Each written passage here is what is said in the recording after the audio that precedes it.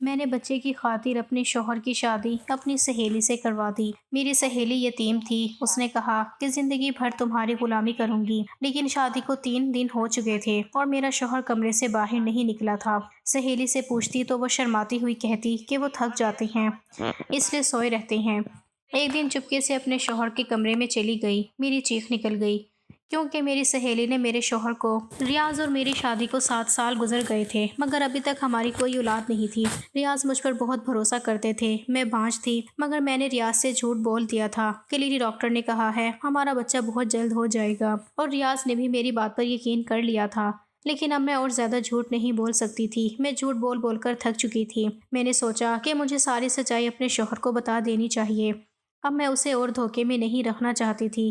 اپنے شوہر کو حقیقت بتانے سے پہلے ایک بار میں نے اپنی ماں کو فون کیا تھا اور پوچھا کہ اب مجھے کیا کرنا چاہیے۔ امی کہنے لگی تم ایسا کرو کہ اپنے شوہر کی دوسری شادی کروا دو، تمہارا شوہر تمہارا احسان مند رہے گا اور تمہیں چھوڑنے کا کبھی سوچے گا بھی نہیں۔ امی کی بات سن کر مجھے بہت غصہ آیا تھا، ساتھ ہی دکھ بھی ہوا تھا۔ مجھے یہی لگا کہ میری امی مجھ سے دشمنی نکال رہی ہیں کیونکہ میں نے ان کی بہت بدنامی کرائی تھی۔ میں غصے سے بولی امی مجھے آپ سے اس بات کی امید بالکل نہیں تھی۔ اتنا کہہ کر میں نے غصے سے فون بند کر دیا تھا۔ شام کے وقت جب ریاض گھر واپس آیا تو مجھے دیکھ کر بولا کیا بات ہے آمنہ، تم نے کمرے میں اتنا اندھیرا کیوں کر رکھا ہے؟ میں بولی میری قسمت میں ہی اندھیرا لکھ دیا گیا ہے، اس اندھیرے کا کیا کروں، میں تو اجڑ گئی ہوں۔ ریاض کہنے لگا تم پاگل تو نہیں ہو گئی ہو، ایسے باتیں کیوں کر رہی ہو؟ میں تمہارا شوہر تمہارے پاس موجود ہوں، خدا کا دیا ہمارے پاس سب کچھ ہے، پھر بیٹھی بٹھائی تمہیں کیا ہو گیا ہے؟ میں نے ریاض کو پھر سب کچھ بتا دیا کہ میں بانجھ ہوں اور کبھی ماں نہیں بن سکتی۔ آج میں ڈاکٹر کے پاس چیک اپ کرانے کے لیے گئی تھی۔ اس نے کہا ہے کہ تم بانجھ ہو اور اب تم عمر بھر بچہ پیدا نہیں کر سکو گی۔ میری بات سن کر ریاض پل بھر کے لیے ان کے چہرے پر اداسی ابھر آئی تھی، لیکن فوراً ہی اس نے میرا ہاتھ پکڑ لیا اور کہا کوئی بات نہیں آمنہ، میرے لیے تم ہی کافی ہو، مجھے تمہارے سوا کچھ بھی نہیں چاہیے۔ ریاض کے تسلی دینے پر میں نے اپنا موڈ ٹھیک کر لیا تھا، لیکن ایک دن یہ بات میری ساس کو بھی پتہ چل گئی اور پھر ان کا موڈ بہت زیادہ خراب ہو چکا تھا۔ ایک دن ہماری پڑوسن ہمارے گھر آئی ہوئی تھی۔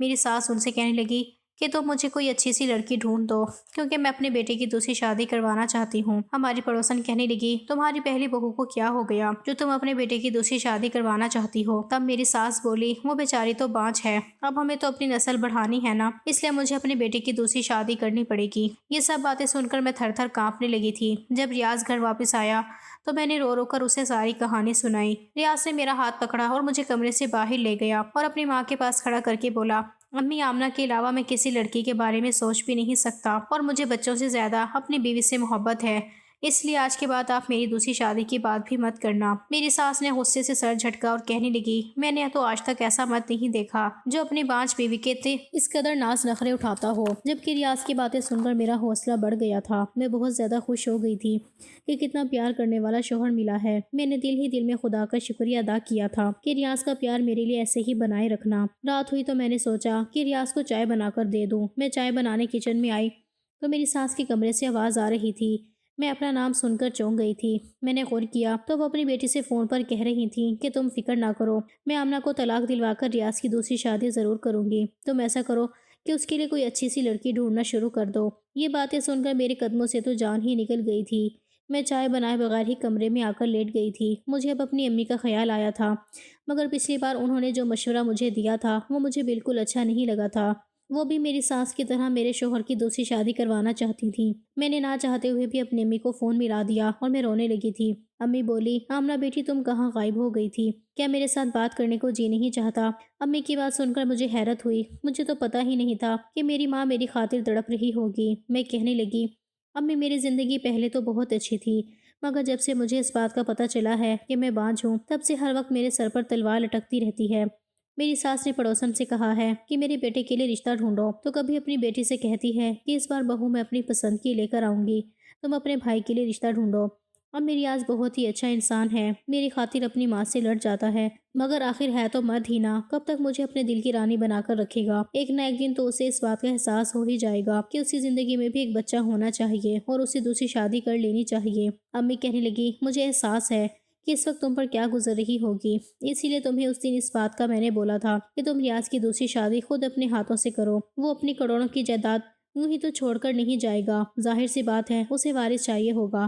آج نہیں تو کل وہ دوسری شادی کے بارے میں ضرور سوچنے لگے گا۔ اگر تمہارے شوہر نے اپنی مرضی کی لڑکی سے شادی کر لی تو پھر سوچو تمہارا کیا ہوگا۔ میری مانو تو کسی غریب گھر کی لڑکی سے اس کی شادی کروا دو، وہ تم سے دب کر رہے گی اور تمہاری احسان مند بھی رہے گی اور کبھی بھی تمہاری جگہ حاصل کرنے کی کوشش نہیں کرے گی۔ بچے پیدا کرے گی تو تم بھی برابر کی ماں کہلانے کی حقدار ہوگی۔ امی کی باتیں سن کر مجھے لگا تھا کہ وہ بالکل ٹھیک کہہ رہی ہیں۔ میں بولی، امی آپ کی نظر میں کوئی ایسی لڑکی ہو تو مجھے ضرور بتانا۔ میں نے سوچ لیا تھا کہ ریاض کی دوسری شادی کروائے بغیر میرا اب اس گھر میں گزارا ممکن نہیں ہے۔ حالانکہ یہ بات میرے دل پر کسی قیامت کی طرح گزر رہی تھی کہ میں خود اپنے ہی ہاتھوں سے اپنے شوہر کی شادی کروا رہی تھی، لیکن یہ میری مجبوری تھی اور مجھے ریاض پر یقین تھا کہ ریاض کا پیار میرے لیے کبھی بھی کم نہیں ہوگا، اور اسی لیے میں گھر والوں سے چوری چھپے ریاض کے لیے لڑکی ڈھونڈنے لگی تھی۔ میں گاؤں کی رہنے والی تھی، گاؤں کے چودھری اور سرپنچ کی اکلوتی بیٹی تھی۔ میرے ماں باپ اور بھائی مجھ پر جان چھڑکتے تھے۔ میری زندگی بہت ہی خوبصورت تھی، مگر مجھے صرف ایک ہی چیز کی کمی تھی، اور وہ یہ تھی کہ میرا رشتہ میرے ماں باپ نے بچپن میں ہی طے کر رکھا تھا، اور جس لڑکے سے میرا رشتہ طے تھا اس کا نام راشد تھا۔ اس نے آج تک سکول کی شکل تک نہیں دیکھی تھی، جبکہ میں نے انٹر کیا ہوا تھا۔ ہمارے گاؤں میں لڑکی اگر انٹر پاس کر لے تو اس کو بہت بڑی بات مانی جاتی تھی، اور پھر راشد بہت ہی عجیب قسم کا انسان تھا۔ تعلیم تو میرے بھائیوں نے بھی حاصل نہیں کی تھی، مگر وہ پھر بھی سلجھے ہوئے تھے۔ بات کرنے کا ڈھنگ انہیں آتا تھا۔ امی نے میرے بھائیوں کی پرورش بہت ہی اچھے طریقے سے کی تھی، لیکن راشد کو تو اچھے برے کی تمیز تک سکھائی نہیں گئی تھی۔ گاؤں کی ہر دوسری لڑکی کے ساتھ اس کا چکر چلتا تھا۔ اس کی انہی حرکتوں کی وجہ سے مجھے اس سے بہت نفرت ہو گئی تھی۔ راشد کی ایک بات جو مجھے بہت ہی بری لگتی تھی کہ وہ گاؤں کی ہر دوسری لڑکی سے چکر چلانے کے باوجود وہ مجھ سے محبت کے دعوے کرتا تھا۔ مجھے آمنہ کی جگہ جان کہہ کر بلایا کرتا تھا۔ مجھ سے کہتا کہ جان میں تمہارے بنا مر جاؤں گا، اور میں راشد سے کہتی کہ گاؤں کی ساری لڑکیاں ہی تمہاری جان ہی ہیں، تو تم میرے پیچھے کیوں پڑے ہو؟ تو وہ کہتا کہ میں تم سے بہت پیار کرتا ہوں۔ ایک بار راشد میرے لیے گاؤں کے میلے سے کانچ کی چوڑیاں لے کر آیا تھا۔ راشد کی ان حرکتوں سے مجھے غصہ آتا تھا۔ میں راشد کی لائی ہوئی چوڑیاں اپنے پیروں کے نیچے ڈال کر توڑ دی تھی۔ میری اس حرکت سے میں نے پہلی بار راشد کی آنکھوں میں آنسو دیکھے تھے، اور راشد کی آنکھوں میں آنسو دیکھ کر مجھے اپنی غلطی کا احساس ہوا تھا۔ لیکن راشد اتنا گرا ہوا تھا کہ اگلے ہی دن ایک لڑکی کے ساتھ گھومتے میں نے خود اپنی آنکھوں سے دیکھا تھا، اور بھی میرے دل میں جو اس کے لیے تھوڑی سی ہمدردی جاگی تھی وہ بھی ختم ہو گئی تھی۔ امی پاپا سے بات کرتی تو وہ کہتے کہ کوئی بات نہیں، ابھی وہ بچہ ہے، خود ہی سنبھل جائے گا۔ خیر کچھ سال پہلے ہی میرے بڑے بھائی نے گاؤں میں ہسپتال بنانے کی درخواست دی ہوئی تھی۔ انہی دنوں ایک ٹیم گاؤں میں آئی تھی اور زمین وغیرہ کا کہہ کر گئی تھی۔ گاؤں میں ایک بہت ہی بڑے سے ہسپتال کی بنیاد ڈالی گئی تھی۔ وہاں سب لوگ ہی پاپا کے ڈیرے میں ٹھہرے ہوئے تھے۔ کچھ دن بعد ٹیم واپس چلی گئی تھی، مگر ایک انسان ایسا تھا جو واپس نہیں گیا تھا، اور اس کا نام تھا ریاض۔ اس کو اس گاؤں کی آب و ہوا بہت اچھی لگی تھی، اس لیے اس نے پاپا سے اجازت لے کر کچھ دن یہیں رہنے کا ارادہ بنا لیا تھا۔ ایک دن میں اپنی سہیلیوں کے ساتھ نکلی تو میری نظر ریاض پر پڑی تھی۔ پہلے ہی نظر میں ریاض مجھے پسند آ گیا تھا۔ ریاض کی آنکھوں کی چمک بتا رہی تھی کہ میں بھی اسے پسند آ گئی ہوں، اور پھر اگلی بار میں ریاض سے خود ہی ملنے چلی گئی تھی۔ وہ مجھے دیکھ کر مسکرا دیا تھا اور کہنے لگا مجھے بھی آپ کا انتظار تھا۔ اس نے مجھے اپنا موبائل نمبر دیا۔ میں نے امی کے فون سے اسے فون کیا تھا اور ہم دونوں کی محبت پروان چڑھنے لگی تھی۔ وہ کہنے لگا میں تمہیں اب اپنی زندگی میں شامل کرنا چاہتا ہوں۔ تب میں نے اسے اپنے منگیتر راشد کے بارے میں سب کچھ بتا دیا تھا۔ وہ میری بات سن کر بہت حیران ہوا تھا۔ کہنے لگا وہ تو بہت ہی عجیب انسان ہے، میں اس کے ساتھ 2 منٹ کھڑا رہ کر بات بھی نہیں کر سکتا، تم اس کے ساتھ پوری زندگی کیسے گزارو گی؟ میں نے ریاض سے کہا کہ تم اپنا رشتہ لے کر میرے گھر آؤ، ہو سکتا ہے میرے ماں باپ کو مجھ پر ترس آ جائے۔ ریاض نے حامی بھری تھی اور واپس شہر چلا گیا تھا، اور پھر پورے ایک ہفتے بعد اپنی بہن اور اپنی ماں کے ساتھ واپس لوٹا تھا۔ اس نے میرا رشتہ مانگا تھا، مگر میرے پاپا نے منع کر دیا تھا۔ میں بہت بے چین ہو گئی تھی، میں ہر وقت روتی رہتی تھی۔ میری بھابھی اور میری امی میری دل جوئی کرنے کی کوشش کیا کرتی تھی۔ ایک دن میں نے پاپا سے بات کرنے کا فیصلہ لیا۔ میں نے ان سے کہہ دیا کہ میں راشد سے شادی نہیں کر سکتی۔ پاپا نے میرے سر پر ہاتھ رکھا اور بولے بیٹا میں نے راشد کی ماں کو زبان دے رکھی ہے، اور اب وہ اس دنیا میں نہیں ہے۔ میں راشد کی ماں سے کیا ہوا وعدہ اس طرح توڑ نہیں سکتا۔ بابا کی بات سن کر مجھے بہت دکھ ہوا تھا، میری آنکھوں میں آنسو آ گئے تھے۔ پاپا کہنے لگے کوئی بات نہیں، وہ وقت کے ساتھ ساتھ ٹھیک ہو جائے گا، عورت اگر اچھی اور وفادار ہو تو بد سے بدتر لڑکا بھی ٹھیک کر لیتی ہے۔ بابا یہ کہہ کر باہر نکل گئے تھے۔ میں نے اسی وقت ریاض کو فون کیا تھا۔ میں بری طرح سے رو رہی تھی۔ وہ کہنے لگا تم فکر مت کرو، میں تمہیں اس طرح سے برباد نہیں ہونے دوں گا، میں تمہیں لینے آ رہا ہوں۔ اور پھر میں بھی ریاض کے ساتھ شہر بھاگ گئی تھی۔ مجھے معلوم تھا کہ میرے پاپا کی بہت بدنامی ہوگی، مگر میں مجبور تھی، میں ریاض کو کھونا نہیں چاہتی تھی۔ ریاض نے میرے ساتھ شادی کی اور مجھے اپنے گھر لے گیا تھا، مگر جب ریاض کی ماں کو پتہ چلا کہ ریاض مجھے گھر سے بھگا لایا ہے تو وہ کہنے لگا بیٹا تم گاؤں کے چودھری کا مقابلہ نہیں کر سکتے، مجھے ڈر ہے کہ وہ تمہیں کوئی نقصان نہ پہنچا دے۔ ریاض بھی ایک کروڑپتی باپ کا بیٹا تھا، مگر میری ساس ذرا پرانے خیالات کی مالک تھی۔ انہوں نے گھر سے بھاگی ہوئی لڑکی کو بہو کے روپ میں قبول نہیں کیا تھا۔ انہوں نے میرے اور ریاض کے بیچ اختلافات ڈلوانے کی ہر ممکن کوشش کی تھی، لیکن ریاض ایک اچھا شوہر ثابت ہوا تھا۔ زندگی کے ہر موڑ پر اس نے مجھے عزت دی تھی۔ یہ بھی خدا کا شکر تھا کہ میرے پاپا اور بھائیوں نے میرا پیچھا نہیں کیا تھا، نہیں تو میری زندگی جہنم بن جاتی۔ خیر، جہنم تو اب بھی بنی ہوئی تھی، کیونکہ مجھے اس بات کا پتہ تھا کہ میں بانجھ ہوں، بچہ پیدا نہیں کر سکتی۔ مجھے یہی خیال آتا تھا کہ میرے ساتھ یہ سب میرے ماں باپ کی بد دعا کا نتیجہ تو نہیں ہے۔ خیر، میں نے اب اپنے شوہر کی دوسری شادی کروانے کی سوچ لی تھی۔ میں اپنی ساس کی ضد کے آگے اپنی زندگی تباہ ہونے نہیں دینا چاہتی تھی، اسی لیے میں نے اپنی ساس سے چوری چھپے محلے کی ایک عورت کو کچھ پیسوں کے بدلے اپنے ساتھ ملا لیا تھا۔ میں نے اسے کہا تھا کہ تم مجھے کسی مجبور، غریب، لاچار سی لڑکی کا رشتہ لا کر دو، اور اس بات کا کسی کو پتہ نہیں چلنا چاہیے۔ اس عورت نے مجھے اپنے گھر پر بلایا تھا۔ اس نے میرے سامنے ایک لڑکی کی تصویر رکھی تھی۔ میں تو اس کی خوبصورتی دیکھ کر ہی دنگ رہ گئی تھی، کیونکہ وہ میری بہت پرانی سہیلی تھی۔ سکول کے دور کی رشتہ کرنے والی وہ عورت کہنے لگی، یہ لڑکی یتیم ہے اور اپنے چاچا کے ساتھ رہتی ہے۔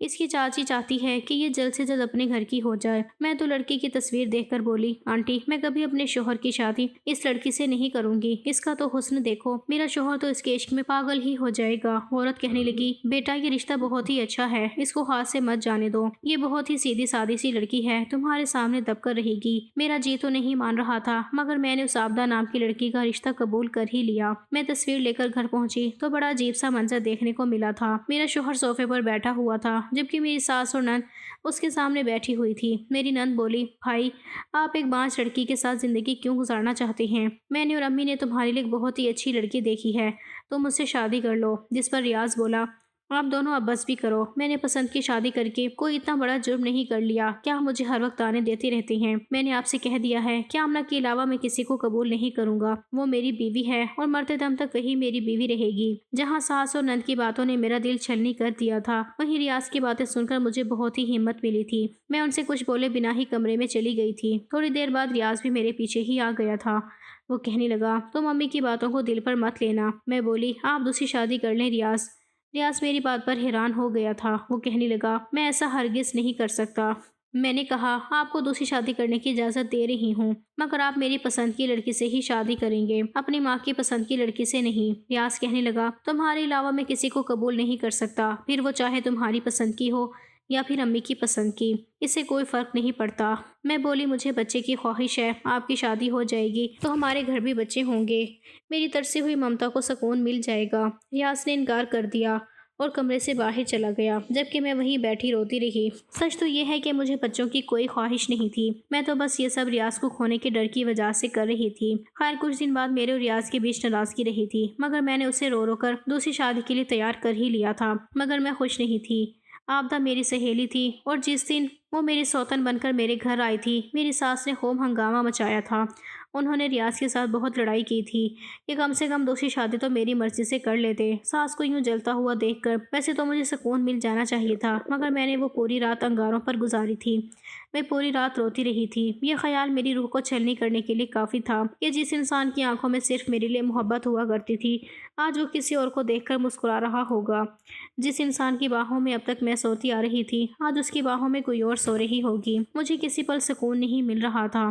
پوری رات کروٹیں لیتے لیتے گزاری تھی۔ صبح ہوئی تو میں جلدی سے اپنے کمرے سے نکل آئی تھی، کیونکہ میں ریاض سے ملاقات کرنا چاہتی تھی، مگر وہ تو دن کے 12 بج جانے پر بھی کمرے سے نہیں نکلا تھا۔ میں نے اپنی سوتن سے پوچھا تو وہ کہنے لگی، ریاض تو سو رہے ہیں۔ میں نے اس کی طرف گھور کر دیکھا اور بولی، تم نے اسے جگایا کیوں نہیں؟ تب وہ رونے لگی تھی اور بولی، ریاض نے مجھ سے کہا ہے کہ انہوں نے یہ شادی صرف آپ کی ضد کی وجہ سے کی ہے، اور اب میں کسی بھی طرح ان پر اپنا حق نہ جتاؤں، نہیں تو وہ مجھے طلاق دے کر گھر سے نکال دیں گے۔ میں آپ سے معافی مانگتی ہوں، میں انہیں جگانے کی ہمت نہیں کر سکتی۔ اگر انہوں نے مجھے اپنے گھر سے نکال دیا تو میں کہاں جاؤں گی؟ میں پھر سے اپنی چاچی کے گھر جانے کا سوچ بھی نہیں سکتی۔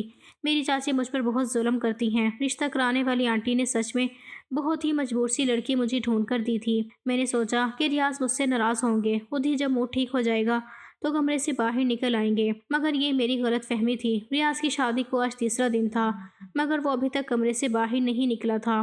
مجھے عجیب سے خیال ستانے لگے تھے، اس لیے جب ایک دن آبدہ کچن میں بزی تھی تو میں اس کے کمرے میں چلی گئی تھی۔ ریاض اپنے موبائل پر بزی تھا۔ قدموں کی آواز سن کر بولا، آ گئی میری پیاری آبدہ۔ یہ لفظ ہتھوڑے کی طرح میرے سر پر آ کر لگے تھے۔ मैं واپس انہی قدموں سے لوٹ آئی تھی۔ کیا صرف 3 ہی دنوں میں آبدہ نے ریاض کو اپنا بنا لیا تھا؟ میری آنکھوں سے آنسو بہنے لگے تھے۔ میرا دل بہت ہی تڑپ رہا تھا۔ میں اپنی ساس کے کمرے کی طرف بڑھی تھی، تب پتہ چلا کہ میری تو نند بھی آئی ہوئی تھی۔ میری ساس اپنی بیٹی سے کہہ رہی تھی، دیکھا تمہاری ماں کتنی سیانی ہے۔ میں نے ایک ہی چال چلی کہ سانپ بھی مر گیا اور لاٹھی بھی نہیں ٹوٹی۔ آمنہ بیچاری کو تو یہ بھی نہیں معلوم کہ اس نے اپنے شوہر کی شادی جس لڑکی سے کروائی ہے وہ میری پسند کی لڑکی تھی، اور پھر ریاض بھی آبدہ پر پہلی ہی نظر میں فدا ہو گیا تھا۔ یہ تو سب اس لالچی عورت کی وجہ سے ہوا ہے جس نے آمنہ کو بیوقوف بنایا تھا۔ یہ سب سن کر میرا دل پھٹنے لگا تھا۔ میری ساس آگے بولی، میں آمنہ کو کھانے میں بچہ نہ ہونے والی اتنی گولیاں کھلائی ہیں کہ اب وہ سچ میں بانجھ بن چکی ہے۔ یہ لفظ پتھر بن کر میرے جسم پر برس رہے تھے۔ میں جلدی سے اپنے شوہر کے کمرے کی طرف گئی تھی تاکہ اس کو بتا سکوں کہ آپ کی ماں اور بہن کی باتیں سنیں، انہوں نے مجھ پر کتنا ظلم کیا ہے۔ جب میں ریاض کے کمرے کی طرف گئی تو وہ آبدہ سے کہہ رہا تھا، میں نے جذبات میں آ کر بہت ہی غلط فیصلہ کر لیا تھا۔ جب میں آمنہ کو بھگا کر لایا تھا تو شادی کے کچھ ہی وقت بعد مجھے اپنی غلطی کا احساس ہونے لگا تھا، مگر تب تک بہت دیر ہو چکی تھی۔ آمنہ کے بھائیوں کو پتہ چل چکا تھا کہ وہ میرے ساتھ آئی ہے، اسی لیے وہ مجھے فون کر کے دھمکاتے رہتے تھے۔ ہماری بہن گھر سے بھاگی ضرور ہے مگر اب بھی وہ اکیلی نہیں ہے۔ اگر تم نے ہماری بہن کا خیال نہیں رکھا تو تمہارا انجام برا ہوگا۔ میں وہاں رہ کر آیا تھا، مجھے پتا ہے کہ وہاں لوگ کتنے خطرناک ہیں، اس لیے میں اس کو چھوڑنے کا سوچ بھی نہیں سکتا تھا۔ اب امی نے محلے کی ایک عورت کے ساتھ مل کر میری بیوی کو پاگل بنایا اور اسی کے ہاتھوں میری شادی تمہارے ساتھ کروا دی ہے۔ اور میری جان، تم بھی مجھے پہلی ہی نظر میں بھا گئی ہو، زندگی بھر اب تم میرے ساتھ رہو گی۔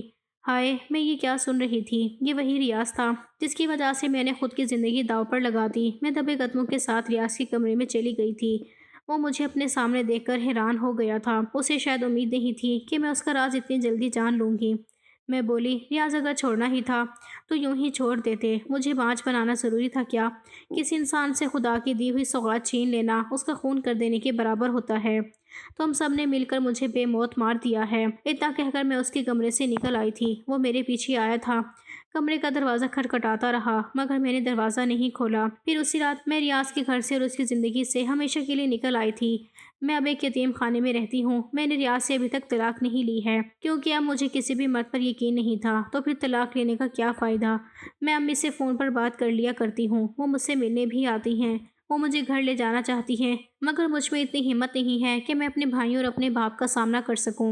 ایک دن اپنی قسمت پر بیٹھی آنسو بہا رہی تھی، تبھی باہر بیٹھا گارڈ میرے پاس آیا تھا۔ اس کے ہاتھ میں ایک لفافہ تھا۔ مجھے دیتے ہوئے کہنے لگا، میڈم جی، یہ لفافہ ایک آدمی آپ کے لیے دے کر گیا ہے۔ اس لفافے پر نظر پڑتے ہی مجھے پہلا خیال ریاض کا آیا تھا، اور اس خیال کے ساتھ ہی بے تحاشا نفرت میرے دل میں اگی۔ اب تو مجھے ریاض کے نام سے ہی نفرت ہو گئی تھی۔ خود پر ہنسی آتی تھی کہ کبھی میں نے ریاض کو دل و جان سے چاہا تھا۔ جی چاہا کہ وہ لفافہ اٹھا کر ابھی باہر پھینک دوں، اور اپنے اس خیال کو پورا کرنے کے لیے میں آگے بڑھی تھی، لیکن پھر میں نے سوچا، ریاض میرے لیے اتنا کب سے مہربان ہو سکتا ہے کہ وہ مجھے کوئی گفٹ بھیجے؟ وہ تو اپنی آبدہ میں کھویا ہوا ہے، اور جو کچھ اس نے اور اس کی ماں نے میرے ساتھ کیا، اس کے بعد تو میں ریاض سے کسی بات کی امید ہی نہیں کر سکتی تھی۔ کچھ سوچ کر میں نے وہ لفافہ اس گارڈ سے لے لیا اور اندر کمرے میں بیٹھ کر جب لفافہ کھولا تو میری سانس اوپر کی اوپر اور نیچے کی نیچے رہ گئی تھی، کیونکہ اس میں وہی رنگ برنگی کانچ کی چوڑیاں تھیں جو کبھی مجھے راشد نے دی تھی۔ ان چوڑیوں کو دیکھتے ہی راشد کا چہرہ میری آنکھوں کے سامنے گھوم گیا تھا۔ ہو نہ ہو یہ چوڑیاں مجھے راشد نے بھیجی تھی۔ میں فوراً دروازے کی طرف بھاگی تھی اور گارڈ سے پوچھا، یہ چوڑیاں تمہیں کس نے دی؟ تو اس نے بتایا کہ جس آدمی نے یہ چوڑیاں دی تھی وہ کب کا جا چکا ہے، لیکن ساتھ ہی اس آدمی نے کہا تھا کہ اگر آمنہ میڈم ان چوڑیوں کو توڑ دے تو تم ان کانچ کی چوڑیوں کے ٹکڑوں کو سنبھال کر رکھ لینا اور مجھے دے دینا۔ یہ ٹوٹی ہوئی کانچ کی چوڑیوں کے ٹکڑے میری پوری زندگی کی جمع پونجی ہیں۔ میری آنکھوں سے بے تحاشا آنسو بہہ رہے تھے۔ لوفر اور لاپرواہ راشد کا چہرہ میری آنکھوں کے سامنے گھومنے لگا تھا۔ کیا راشد کو میں اب بھی یاد تھی؟ کیا راشد اب بھی مجھ سے محبت کرتا ہے؟ لیکن میں اب کسی پر یقین نہیں کر سکتی۔ میں کانچ کی چوڑیوں کو ہاتھ میں تھامے واپس کمرے میں آ گئی تھی، اور اگلے دن جب میری ماں مجھ سے ملنے آئی تو میں نے راشد کے بارے میں پوچھا تھا، اور راشد کے بارے میں جو کہانی مجھے میری ماں نے سنائی اسے سن کر میرا دل تڑپ اٹھا تھا۔ اماں نے بتایا کہ جس دن تم ریاض کے ساتھ گھر سے بھاگ گئی تھی اس دن راشد بہت رویا تھا۔ اس کی چیخوں سے پورا گاؤں اپنا دل تھام کے رہ گیا تھا۔ وہ چیخ چیخ کر بس آمنہ آمنہ پکار رہا تھا۔ مجھے یاد آیا کہ ماں نے بتایا کہ تمہارے جانے کے بعد وہ ایک دم بدل گیا تھا۔ اس نے اپنے باپ کی ساری زمینوں کو بیچ کر گاؤں میں ایک اسکول کھلوایا تھا۔ اسے لگتا تھا کہ تم اسے ان پڑھ ہونے کی وجہ سے چھوڑ گئی ہو۔ اسکول میں ٹیچر رکھ کر اس نے گاؤں کے بچوں کو فری میں پڑھانا شروع کیا تھا۔ ساتھ ساتھ شہر میں اپنا ایک بزنس بھی کھڑا کیا تھا جو دھیرے دھیرے ترقی کرتا گیا، اور اب اس کے پاس پیسے پیسے کی کوئی کمی نہیں ہے، لیکن جتنا ہی اس کے پاس پیسہ ہے اتنا ہی وہ غریبوں کو دیتا ہے۔ وہ کہتا ہے میں اتنے سارے پیسوں کو اپنے پاس رکھ کر کیا کروں گا جب میری آمنہ ہی میرے پاس نہیں ہے۔ نہ ہنستا ہے نہ بولتا ہے، بس چپ چاپ اپنے آپ میں کھویا رہتا ہے۔ جب تمہارے پاپا اور میں اسے دیکھتے ہیں تو ہمیں احساس ہوتا ہے کہ اس کی حالات کی ذمہ دار ہماری اپنی بیٹی ہے۔ راشد کے بارے میں یہ سب سن کر میری آنکھوں سے آنسو بہہ رہے تھے۔ میں جلد سے جلد راشد سے ملنا چاہتی تھی، پتہ نہیں کیوں میرا دل راشد سے ملنے کے لیے مچل اٹھا تھا۔ میں نے امی سے کہا امی میں راشد سے ایک بار ملنا چاہتی ہوں۔ میری بات سن کر میری ماں کی آنکھوں میں چمک آ گئی تھی۔ کہنے لگی اگر تم چاہو تو راشد کے ساتھ اپنی نئی زندگی کی شروعات کر سکتی ہو، وہ اب بھی تمہارے انتظار میں ہے۔ لیکن میں اب کہاں راشد کے قابل تھی، میں تو ایک بانجھ عورت تھی اور ایک شادی شدہ عورت تھی۔ لیکن میں ایک بار راشد سے مل کر اس سے معافی مانگنا چاہتی تھی جو میں اس کی محبت کو پہچان نہیں پائی اور ریاض کو ہیرا سمجھ کر پتھر سے سر پھوڑ بیٹھی تھی۔ میں راشد کے گھر پہنچ گئی تھی۔ اس وقت راشد اپنے گھر پر نہیں تھا، نوکر نے مجھے باہر ہال میں ہی بٹھا دیا تھا۔ ممی اور مجھے بیٹھے کافی دیر ہو گئی لیکن راشد ابھی تک نہیں آیا تھا۔ تب میں نوکر سے پوچھ کر راشد کے کمرے میں چلی گئی تھی۔ صاف ستھرا کمرہ، ایسا لگ رہا تھا کہ یہ بہت ہی پڑھے لکھے انسان کا کمرہ ہے۔ اور پھر اچانک ہی میری نظر ایک ایسی چیز پر پڑی کہ میں وہیں دل تھام کر بیٹھ گئی تھی۔ سامنے ہی دیوار پر شیشے لگے فریم میں انہی کانچ کی ٹوٹی چوڑیوں کے ٹکڑوں سے آمنہ لکھا ہوا تھا، جس کا مطلب ہے راشد مجھ سے اسی وقت سے اتنی محبت کرتا تھا اور میں اس کی محبت کو پہچان نہیں پائی تھی۔ راشد نے جب مجھے پہلی بار چوڑیاں گفٹ کی تھیں اور میں نے انہی پیروں سے کچل کر توڑ دیا تھا، راشد نے ان چوڑیوں کے ٹکڑوں کو سنبھال کر رکھا ہوا تھا اور آج تک انہیں سنبھال کر رکھے ہوئے تھا۔ میری آنکھوں سے آنسو بہہ رہے تھے اور پتہ ہی نہیں چلا کہ راشد میرے پیچھے آ کر کھڑا ہو گیا تھا اور جب اس نے آمنہ کہہ کر پکارا تو میں اچانک ہی پلٹی تھی۔ وہ تو بالکل پہچان میں ہی نہیں آ رہا تھا۔ وہ لاپرواہ سا لوفر راشد کہیں کھو گیا تھا۔ میرے سامنے ایک ہینڈسم لڑکا کھڑا تھا جسے دیکھ کر کوئی یہ نہیں کہہ سکتا تھا کہ وہ ان پڑھ ہے۔ میں روتے ہوئے اچانک ہی راشد کے سینے سے جا لگی تھی۔ میں نے ساری حدیں توڑ دی تھی۔ میں یہ بھول گئی تھی کہ میں شادی شدہ ہوں اور راشد سے میرا کوئی تعلق تھا۔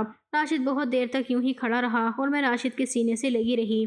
میرے منہ سے بس یہی لفظ نکل رہے تھے راشد مجھے معاف کر دو، میں نے تمہارا دل دکھایا ہے، شاید اسی لیے خدا نے مجھے اتنی بڑی سزا دی ہے۔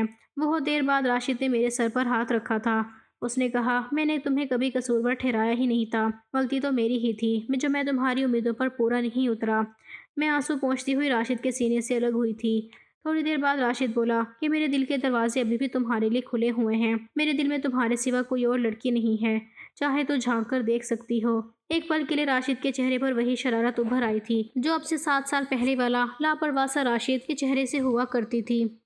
میں نے روتے ہوئے کہا راشد اب میں تمہاری محبت کی قابل نہیں ہوں، میں ریاض کی بیوی اور ایک بانجھ عورت ہوں۔ اس نے کہا تھا کہ آمنہ تم میرے لیے اب بھی وہی 7 سال پہلے والی آمنہ ہو جسے میں بے تحاشا محبت کرتا تھا اور آج بھی اتنی ہی محبت کرتا ہوں۔ مجھے کوئی فرق نہیں پڑتا کہ تم شادی شدہ اور بانجھ ہو، لیکن میں اتنی خود غرض نہیں ہو سکتی تھی کہ راشد کی زندگی میں روشنی بھرنے کی بجائے اس کی زندگی میں اندھیرا بھر دیتی۔ میں اسے بچوں کی خوشی نہیں دے سکتی تھی اور ریاض نے جو مجھے زخم دیا تھا وہ بھی تازہ تھا۔ پتہ نہیں کیوں میرا دل اب کسی مرد پر یقین نہیں کر رہا تھا۔ مرد مرد ہی ہوتا ہے، کہیں ایسا نہ ہو راشد کو بھی کل بچوں کی چاہت ہونے لگے اور وہ مجھ سے نظریں چرا لے۔ میں روتے ہوئے باہر بھاگ گئی تھی اور اپنی ممی کا ہاتھ پکڑ کر اپنے گھر واپس آ گئی تھی۔ میرے پاپا اور میرے بھائیوں نے بھی میری حالت کو دیکھتے ہوئے مجھے معاف کر دیا تھا۔ اگلے دن پھر راشد میرے پاس آیا تھا۔ اس نے اداسی بھرے لفظوں میں کہا تھا کہ مجھے نہیں پتا تھا کہ میری محبت اتنی کھوکھلی ہے کہ خدا نے مجھے دوسری بار موقع دیا اور تب بھی تم نے میری محبت کو ٹھکرا دیا۔ اگر آج تم نے میری محبت کو نہیں اپنایا تو میں ہمیشہ ہمیشہ کے لیے تمہاری زندگی سے چلا جاؤں گا اور کبھی لوٹ کر تمہارے پاس نہیں آؤں گا۔ یہ کانچ کی چوڑیاں تمہارے لیے لے کر آیا ہوں، اگر تمہیں میری محبت قبول ہے تو تم انہیں پہن کر باہر آ جانا، نہیں تو انہیں توڑ کر ان کے ٹکڑے میرے پاس لے آنا۔ یہ کہہ کر راشد وہ کانچ کی چوڑیاں میرے بیڈ پر رکھ کر چلا گیا تھا۔ بہت دیر تک ان کانچ کی چوڑیوں کو دیکھتی رہی تھی۔ خدا نے مجھے دوسرا موقع دیا تھا، ایک سچے پیار کو پانے کا موقع دیا تھا اور اب میں اس موقع کو چھوڑنا نہیں چاہتی تھی۔ میں نے وہ کانچ کی چوڑیاں اٹھائی اور اپنے ہاتھوں میں پہن لی تھی۔ جب میں باہر نکل کر آئی تو راشد ممی کے ساتھ باتوں میں بزی تھا۔ میں نے اپنے ہاتھ پیچھے کر رکھے تھے۔ مجھے باہر آتے ہوئے دیکھ کر راشد کے چہرے کا رنگ بدل گیا تھا۔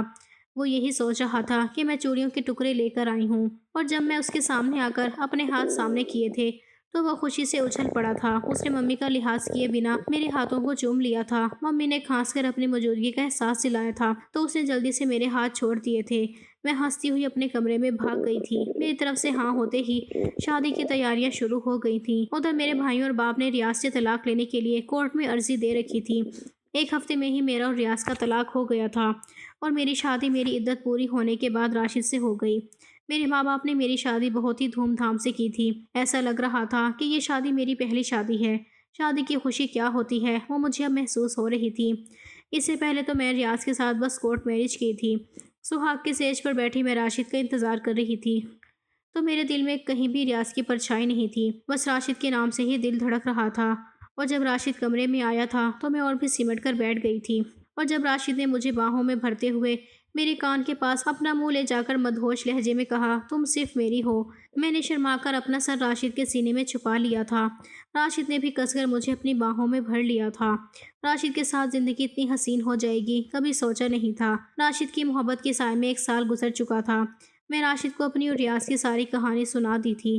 راشد نے میرا علاج کروانا شروع کر دیا تھا اور ڈاکٹر نے امید دلائی تھی علاج کے بعد میں ماں بن سکتی ہوں۔ اور ایک دن مارکیٹ میں شاپنگ کرتے ہوئے میری ملاقات ریاض سے ہوئی تھی، لیکن ریاض کے چہرے پر ذرا بھی رونق نہیں تھی۔ مجھے دیکھتے ہی وہ میرے پاس آیا تھا، مجھ سے ہاتھ جوڑ کر معافی مانگی تھی۔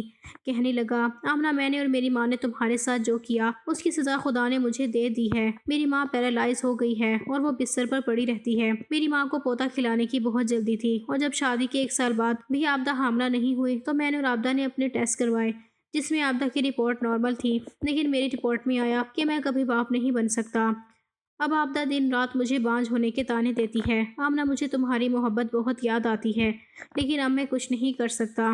تم میری زندگی سے جا چکی ہو، لیکن بس ایک کام کر سکتا ہوں کہ تم سے ہاتھ جوڑ کر معافی مانگ سکتا ہوں۔ اگر تم معاف کر سکتی ہو تو پلیز ضرور کر دینا۔ ہو سکتا ہے تمہارے معاف کرنے سے میری زندگی میں آئے ہوئے دکھ تھوڑے سے کم ہو جائیں۔